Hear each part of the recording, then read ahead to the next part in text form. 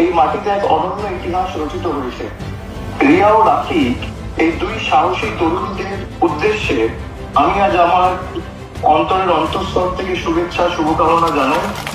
তারা প্রমাণ করেছে যে ভালোবাসা কখনো কোনো বন্ধনে বা কখনো কোনো সীমারেখার মধ্যে আটকে থাকে না। ভালোবাসা কোনো বাধা মানে না, না ধর্মে, না লিঙ্গে, না জাতিতে, না সমাজে, না নিয়মে।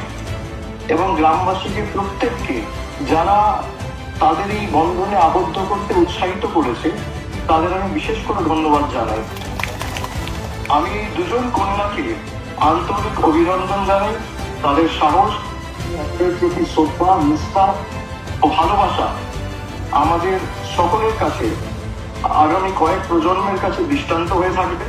তারা তাদের এই বিবাহ বন্ধনের মাধ্যমে গোটা সমাজকে বুঝিয়ে দিলেন ভালোবাসা মানেই মানবতা, আর মানবতাই হচ্ছে সমাজের আসল পরিচয়।